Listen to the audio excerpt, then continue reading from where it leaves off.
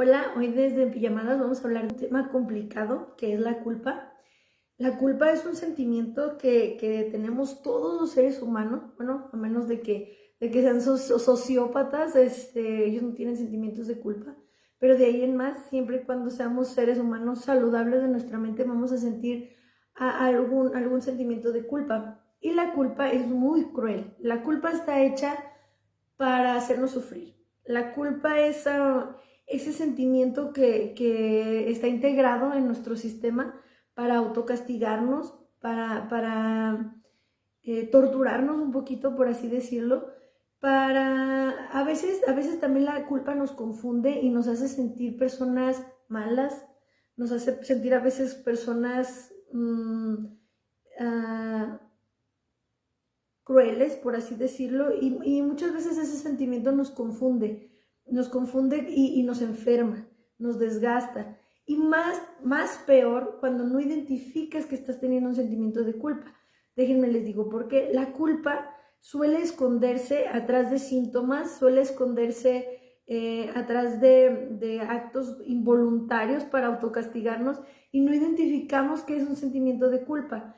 Ahí les va. Primero que nada, la culpa, ¿cómo se siente? Se siente como una sensación de que hice algo muy malo, una sensación como de que soy la persona más mala del mundo, una sensación de que estoy triste, una sensación de que estoy tratando de reparar algo irreparable.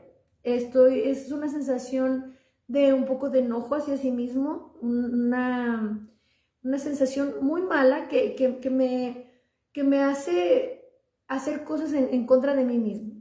Pero ahí va. Hay muchos tipos de culpa. Pero pues, la culpa hay que dividirla primero que nada en dos. La culpa de una acción, de una palabra, de un momento consciente y la culpa de algo inconsciente.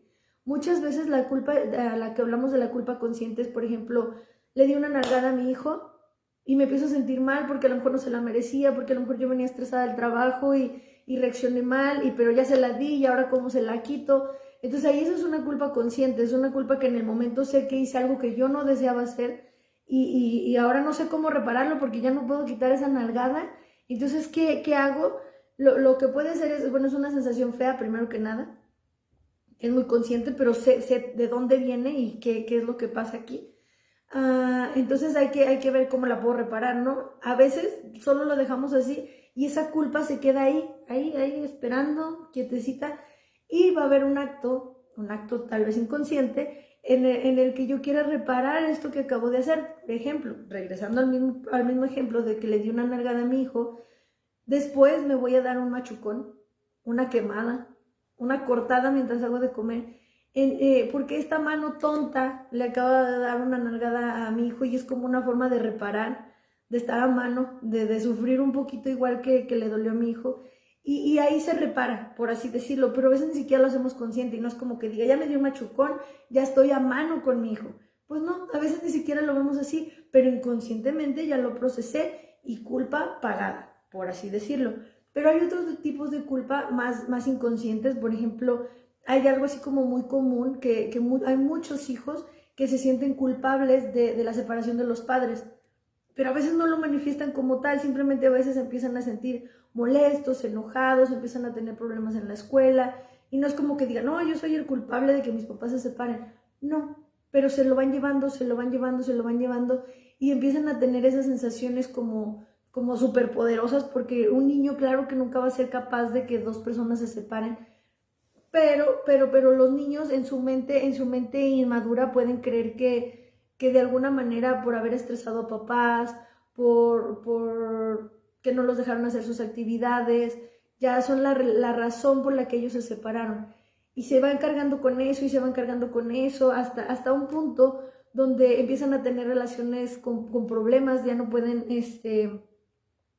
tener una buena relación, a lo menos sobre todo con los papás, empiezan a sentir como que les deben algo. Y ese tipo de sentimientos de culpa que no son conscientes y no es como que tú digas, yo aquí traigo en mi mente que yo fui el culpable, no pasa así, pero si no les culcamos y si no trabajamos, casi la mayoría de todos tenemos ese tipo de sensaciones de culpa ahí escondiditas, por eso es muy bueno ir al psicólogo, pues nunca vamos a saberlo.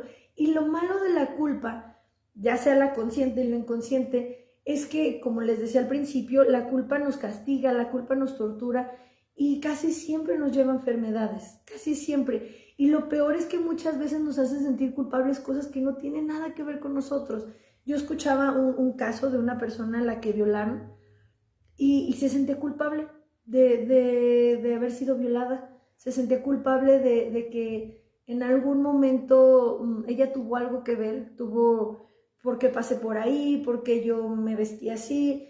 Entonces eso ni siquiera tiene que ver con algo que de verdad sea responsable de lo que le pasó, pero ahí lo va a guardar la culpa y esa culpa puede ser tan poderosa y tan grande que genere un cáncer, que genere algún tumor, algo, cosas muy feas que si de verdad lo hiciéramos consciente y lo trabajáramos, podríamos estar completamente libres de esos castigos tan feos que impone la culpa.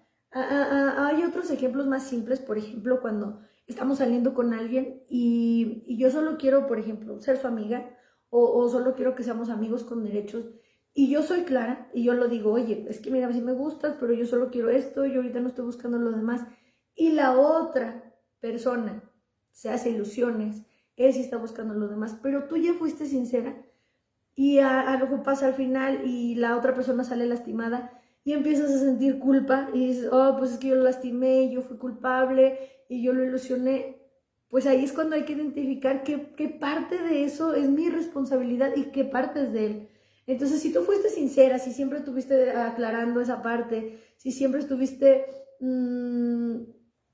dejando las cosas claro, entonces la responsabilidad no es tuya, la responsabilidad es de la otra persona que no cuidó sus sentimientos, no se alejó cuando tenía que alejarse y no puedes sentirte culpable de lo que hagan o no hagan los demás. Esa parte es cuando a veces nos sentimos muy poderosos y decimos, oh, yo tengo la culpa de todo.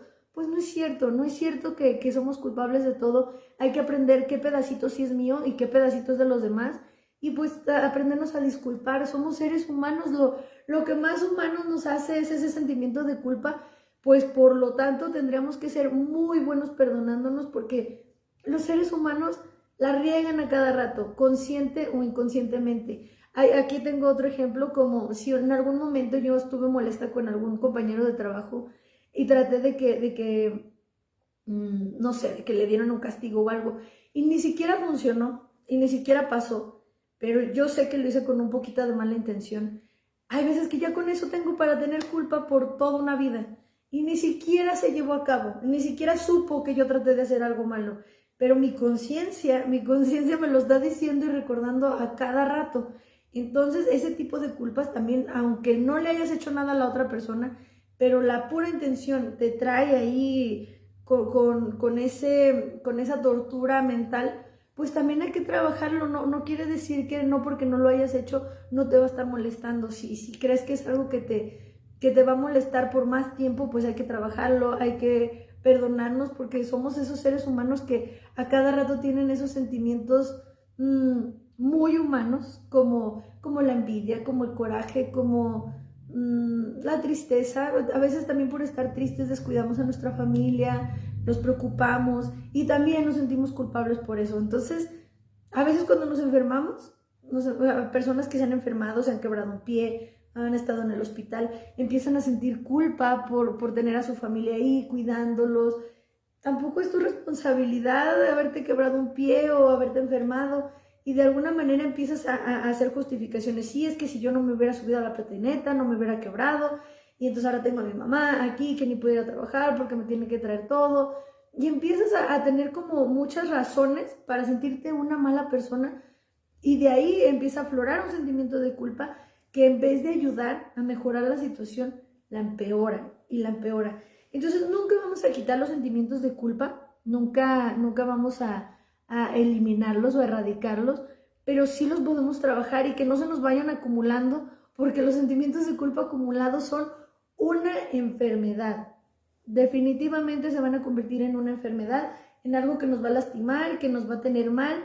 Entonces, cada vez que tengas un sentimiento de culpa, hay que empezarlo a trabajar. No hay que dejar que la culpa viva en nosotros porque somos humanos y de seguro que hacemos cosas mal, que sin querer, queriendo o queriendo van a lastimar al otro, pero nos tenemos que hacer personas expertas en identificarla, en qué soy responsable de esa culpa y qué no, y después a perdonarnos. Yo creo que esa es la parte número uno de este tema, del tema de la culpa, porque es un tema un poquito largo, que yo espero darles una segunda parte de qué es la forma en la que se puede manifestar la culpa, pero hasta aquí ya llevamos una parte de lo que es la culpa. Entonces, espero que todos empiecen a esculcarse qué les da culpa, cómo se autocastigan y a perdonarnos para que eso desaparezca.